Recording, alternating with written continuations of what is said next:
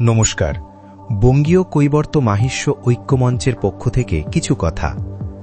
বঙ্গীয় কৈবর্ত মাহিষ্য ঐক্যমঞ্চ কোনো রাজনৈতিক দল নয় এবং কোনো রাজনৈতিক দলের বিরুদ্ধে নয় বা কোনো রাজনৈতিক দলের অন্ধ সমর্থক নয়।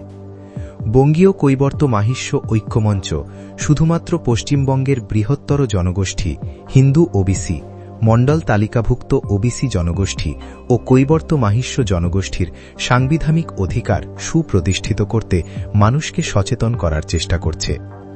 ভারতীয় সংবিধান অনুযায়ী সংরক্ষণের অধিকার সুপ্রতিষ্ঠিত করতে চায়।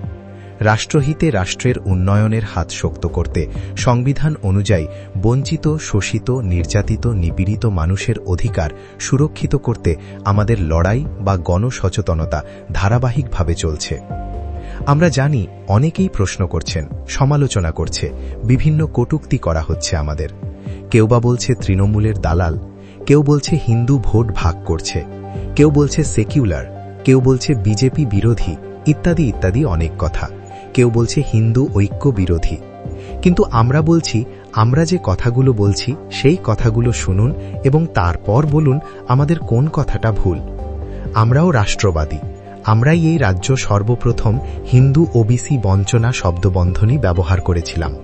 তখন কোনো রাজনৈতিক দল আমাদের সমর্থন করেনি, উল্টে কেউ কেউ সাম্প্রদায়িক দাগিয়ে দিয়েছিল।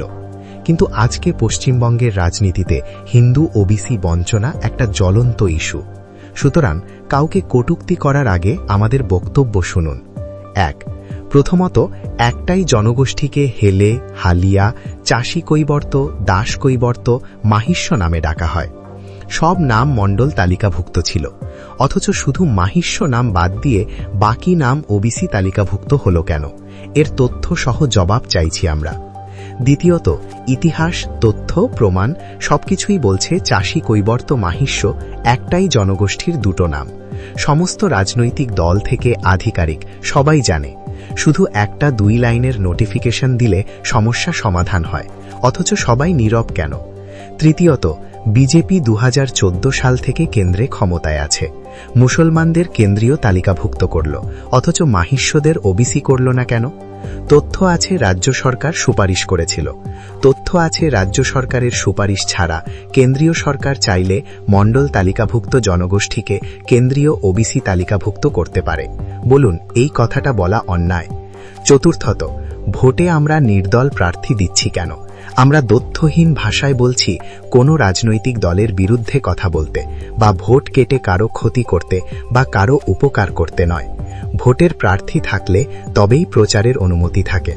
তাই নির্দল প্রার্থী দিয়ে আমরা মানুষের কাছে আমাদের ধারাবাহিক বঞ্চনার কথা তুলে ধরে সমস্ত মানুষের কাছে সত্যটা তুলে ধরতে চাই, যাতে রাজনৈতিক দলগুলো আগামী দিনে ক্ষমতায় এসে বা ক্ষমতায় আসার জন্য আমাদের বঞ্চনার কথা স্বীকার করে মানুষকে আগামী দিনে তার সুরাহার উদ্যোগ নেয়। পঞ্চমত, আমাদের একটাই উদ্দেশ্য, পশ্চিমবঙ্গের মানুষ যাতে নির্ভয়ে, নির্বিঘ্নে তাদের পছন্দের দলকে নিজের ভোট নিজে দিতে পারে বা এটা দেওয়া তাদের অধিকার, সেটা তুলে ধরতে চাই।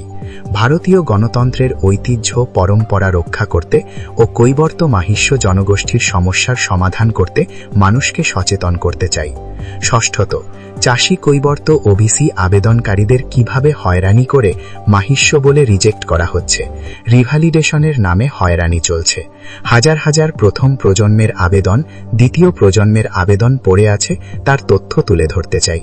কিভাবে অনলাইনে সার্টিফিকেট ইস্যু দেখিয়ে আবেদনকারীকে সার্টিফিকেট না দিয়ে ধোঁকা দিচ্ছে মহকুমা শাসকরা এবং রাজনৈতিক দলগুলো প্রতিবাদ না করে চুপচাপ বসে আছে, তা তুলে ধরতে চাই। সপ্তমত, রাজনৈতিক দলের বিধায়ক, সাংসদ, পঞ্চায়েত প্রধানের দল কিভাবে চাষী কৈবর্ত মাহিষ্য ভোট নিচ্ছে অথচ তাদের ওবিসি সার্টিফিকেট করতে অসহযোগিতা করছে, তা জনগণকে জানাতে চাই। বঙ্গীয় কৈবর্ত মাহিষ্য ঐক্যমঞ্চের পক্ষ থেকে রাজ্য সভাপতি হিসেবে আমাদের বক্তব্য তুলে ধরলাম। ধন্যবাদ। জয় কৈবর্ত কেশব, জয় রানী রাসমণি, জয় কৈবর্ত মাহিষ্য ঐক্যমঞ্চ। সিদ্ধানন্দ পুরকাইত।